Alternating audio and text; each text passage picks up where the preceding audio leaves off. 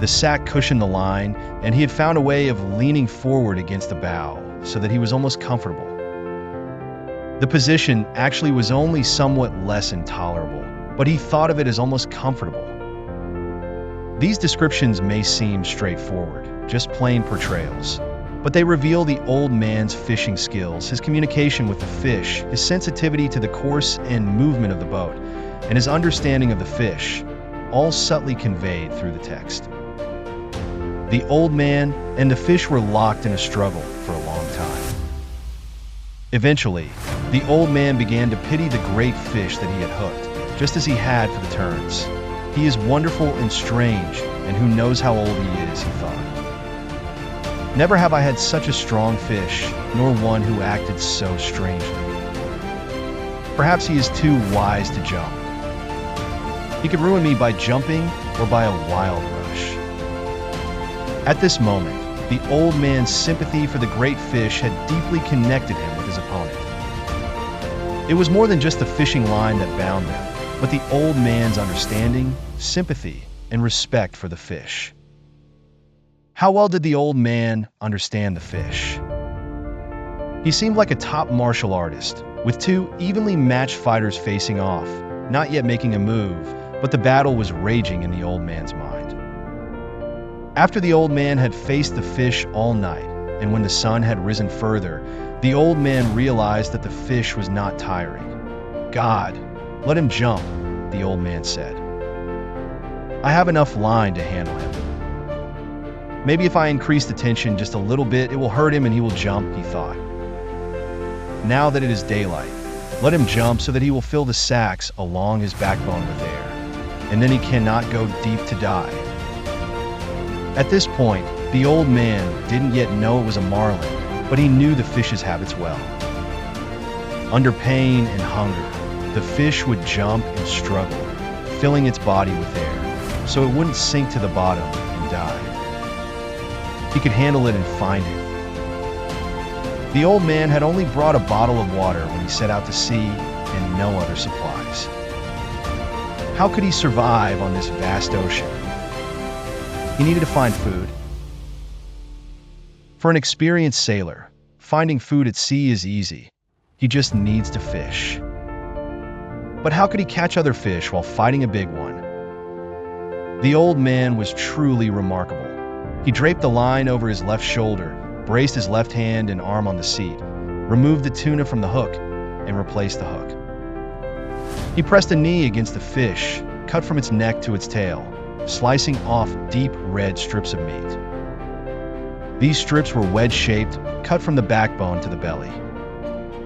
He cut off 6 strips, laid them out on the deck, wiped the knife on his pants, grabbed the fishtail, and threw the bones into the sea.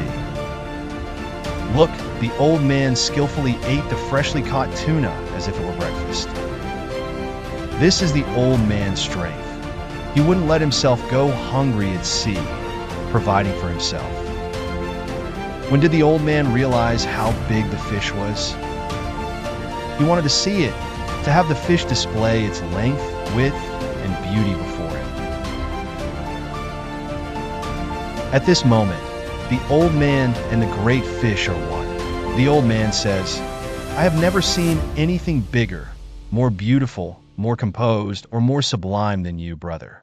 Come on, kill me if you can. I don't care who kills who." This is the fight between the old man and the fish. He eventually kills the fish he's never seen before. He ties the fish to the boat, the stern, and the central seat. It's so big, it's like attaching a much larger boat to the side of his boat. He cuts a piece of the line, tying the fish's upper and lower jaws together so it can't open its mouth, making the boat as clean and smooth as possible. Then he raises the mast, sets up the rod and sail, and the boat starts moving. He lies half in the boat, heading southwest. The old man has won. He has defeated the fish, and at this moment he is a victor. But the return journey is fraught with danger.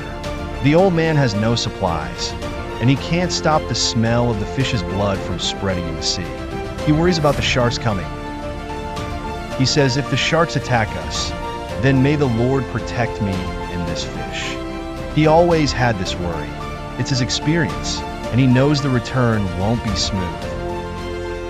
The appearance of the shark is not accidental. When that large patch of dark red blood sinks into the sea and spreads out, the shark comes up from the depths.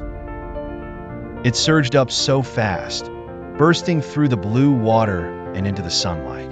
Then it dropped back into the sea, picked up the scent of blood, and followed the route of the little boat and the fish. The shark arrives. When the gray mackerel shark attacks the fish, he hears the sound of the fish being torn apart. The old man uses his harpoon to fend off the shark, but he loses 40 pounds of fish meat.